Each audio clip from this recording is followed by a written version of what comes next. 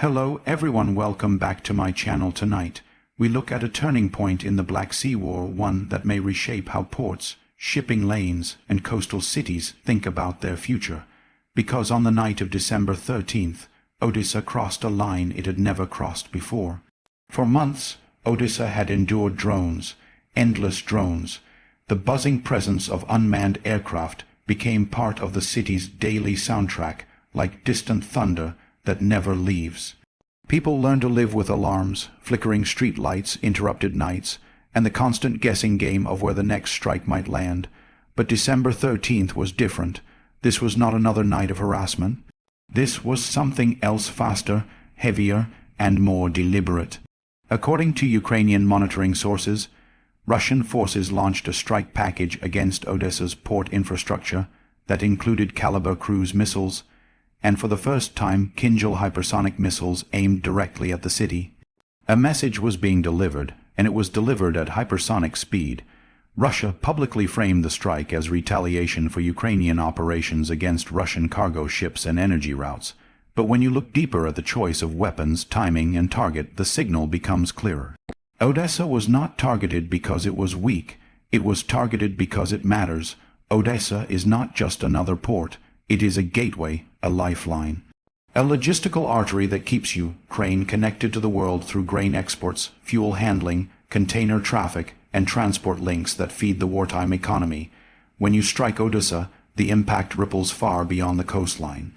And this time, the strike package revealed something important about where this conflict is heading.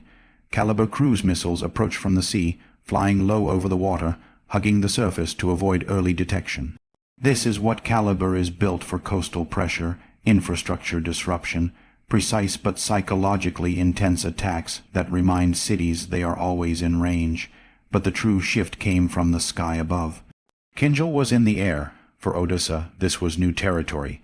Kinzhal is not designed for routine harassment. It is fast, often quoted at speeds above Mach 10. It maneuvers unpredictably, and most importantly, it compresses reaction time to almost nothing. Air defense crews are no longer working with seconds. They are working with fractions of seconds. Using a weapon like that against a port sends a message. This strike was meant to land. It was meant to break something important. And it was meant to be noticed.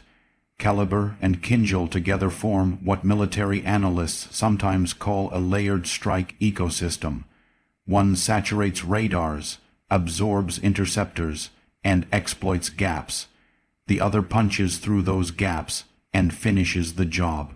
Over the months leading to December, Russian Geran drones, sometimes dismissed as cheap or crude, were quietly doing something critical. Mapping defenses, tiring crews, forcing Ukraine to reveal systems and expend expensive interceptors. By the time the hypersonic missiles showed up, they were entering a battlefield that had already been softened. But this is not only about weapons. It's about escalation, both horizontal and vertical. Ukrainian strikes on Russian cargo ships and energy assets have slowly pushed the conflict outward into maritime and economic territory. Each time a tanker burns, each time a port delays shipment, both sides look at the map differently. Moscow's decision to strike Odessa with high-end missiles signals that those boundaries are fading. The Black Sea is no longer simply a transit zone. It is becoming a contested strategic arena, one where economic infrastructure and military power now overlap. And there is a political layer on top of all this. Reports suggest that Western policymakers, while publicly calling for restraint, have quietly tolerated Ukrainian actions at sea, especially when they pressure Russian oil revenues and logistics. That creates a feedback loop. Ukraine feels pressure to demonstrate it still has leverage. Russia interprets those moves as sanctioned escalation and answers asymmetrically. Hypersonic missiles against ports no longer look like retaliation. They look like escalation with intent. Even Ukrainian officials who once resisted such risks now acknowledge how the rules have changed. What would have been considered unacceptable in 2023 has become part of the normalization of wartime pressure. So where does this leave Odessa today? The city is operating inside a new reality. Being inside Russia's hypersonic strike envelope changes everything from shipping insurance calculations to air defense planning. Civilian captains now weigh risk differently. Port workers live with uncertainty that feels less random and more strategic, and it raises a broader question across the Black Sea.